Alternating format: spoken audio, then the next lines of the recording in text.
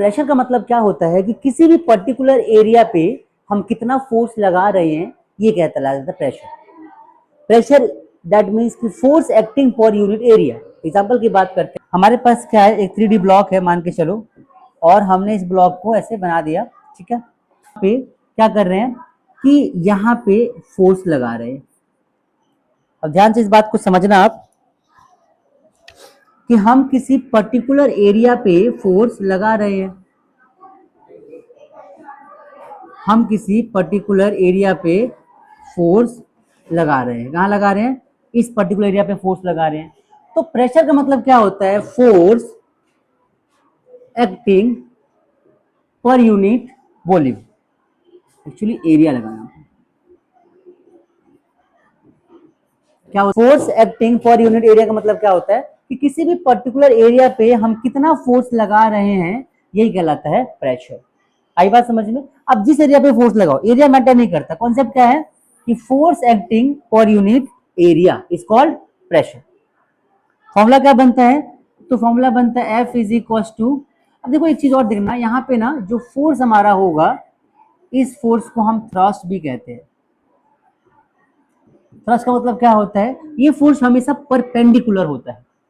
किसी भी सरफेस पे परपेंडिकुलर फोर्स लगना। मान लो ये सरफेस है और मैं इसे फोर्स ऐसे लगा रहा हूँ, परपेंडिकुलर हो गया। देखो ये फ्लैट सरफेस, 90 का एंगल लग रहा हो यहाँ पे।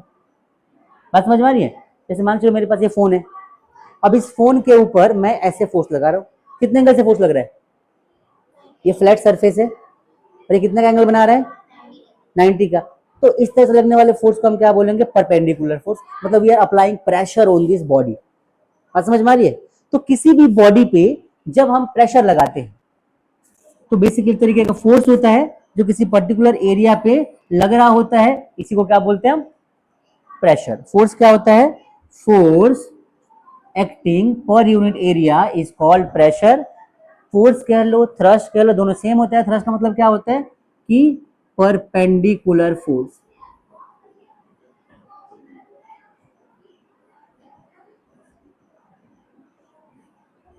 परपेंडिकुलर फोर्स, ठीक है। तो फोर्स मतलब pressure is equal to force upon में एरिया। अब ये जो फोर्स है इसको हम थ्रस्ट भी बोल सकते हैं। तो P is equal to thrust upon में एरिया। अब इस थ्रस्ट का मतलब बस याद रखना कि अगर हमारा force, if force is perpendicular, if force is perpendicular that is called thrust.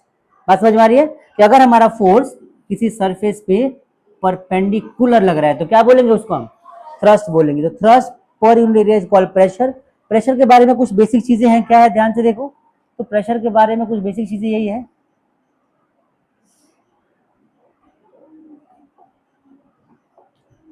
पहला पॉइंट क्या बनता है? Scalar quantity. दूसरा क्या होता है? एसआई यूनिट क्या होता है? तो एसआई यूनिट ही, ध्यान से देखो, ऊपर फोर्स है तो न्यूटन आ जाएगा, नीचे क्या हो जाएगा? Metre square. तो ये बन जाता है न्यूटन पर मीटर स्क्वायर। इसी को हम पास्कल भी कहते हैं। क्या बोलते हैं? पास्कल। तो 1 न्यूटन पर meter square is equal to pascal. आई बात समझ में? तो एसआई यूनिट जो होता है वो प्रेशर का क्या होता है?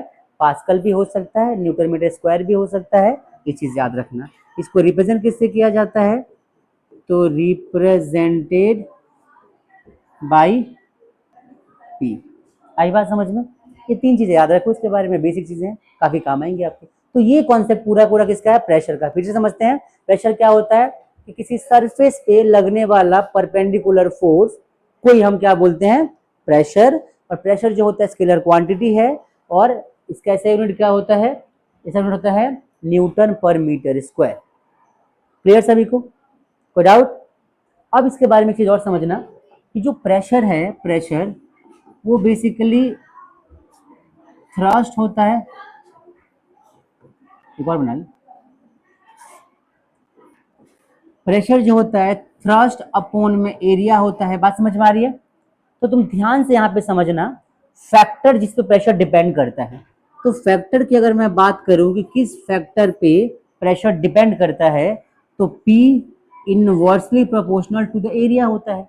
अब ध्यान से देखो, तो अगर एरिया की वैल्यू ज़्यादा होती है तो प्रेशर कम हो जाएगा, और एरिया की वैल्यू कम होती है तो प्रेशर ज़्यादा हो जाएगा। इसके बहुत सारे एप्लीकेशन है, जैसे कि देखो पेन है, पेन पेन तो छोटे, नेल होता है, नेल कील आपने सुना देखा होगा। तो कील का एक साइड बहुत शार्पर होता है, एक साइड बहुत थिक होता है। तो हम देखना हमेशा कील को न ऐसे होता है तो ऐसे ही ठोक देते, वैसे ठोकते हुए देखा है? क्यों? क्योंकि यहाँ पे एरिया ज्यादा है तो इस पे प्रेशर ज्यादा लगाना पड़ेगा अंदर डालने के लिए हमें। लेकिन ऐसे कर दे तो कम है, फोर्स लगा के ही इसको अंदर इमर्ज कर सकते, इंसर्ट कर सकते हैं।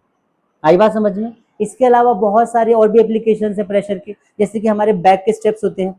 दिखाना एक बार, बैग दिखाना, कोई भी बैग दे दो, अरे किसी का बैग दे दो, क्या हो गया दिखाना ये। अब ये बैग है, पूरा बैग दीजिए मुझे, ये बैग है देख। अब इसे ये बैग है, हम इसको मान लो ऐसे ऐसे ऐसे हैंग करते हैं ना, तो ये जो एरिया है अगर ये बहुत पतला होगा, मान लो एक रस्सी जैसी हो, पतली सी थ्रेड हो, चुभेगा, कटेगा यहाँ पे। लेकिन चौड़ा बनाया जाता है, क्यों?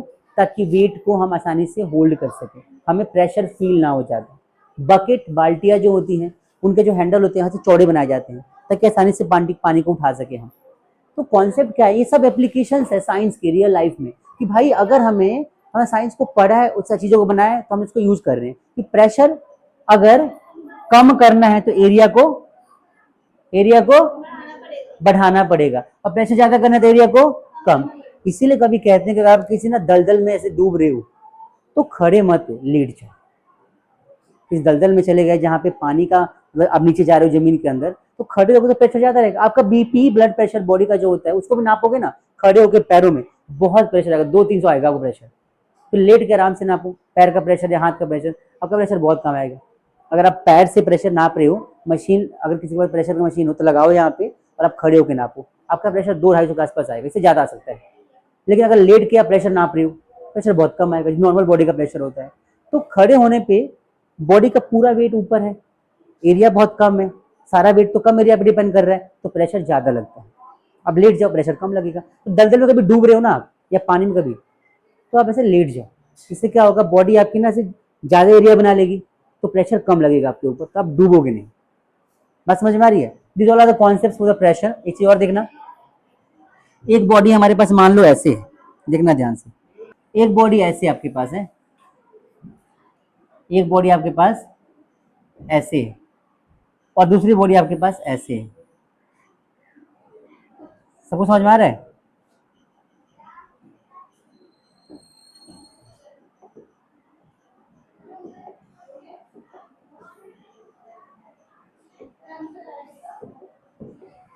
सबको समझ में आ रहा है? अब बताओ किसका प्रेशर ज्यादा होगा? इसका ज्यादा होगा, ऑब्वियस सी बात है। ध्यान से देखो, इस वाले बॉडी में क्या है कि ये छोटा सा एरिया इस पूरे वेट को बेयर कर रहा है, और यहाँ पे एरिया कितना हो गया, ज्यादा हो गया। बात समझ में आ रही है? तो तुम इसका प्रेशर निकालोगे ना, तो प्रेशर फोर्स अपॉन में एरिया आता है, एरिया क्या है, कम है, तो प्रेशर की वैल्यू क्या हो जाएगी, ज्यादा आ जाए। क्लियर हुआ? इस वाले में क्या है, प्रेशर इज इक्वल टू फिर से वही फोर्स अपॉन में एरिया, एरिया क्या है इस बार ज्यादा, तो प्रेशर क्या आएगा, कम आएगा। आई बात समझ में? तो बेसिकली एरिया बढ़ने से प्रेशर क्या हो जाता है, कम हो जाता है, और प्रेशर एरिया के कम होने से प्रेशर क्या हो जाता है, ज्यादा हो जाता है। आई बात समझ में?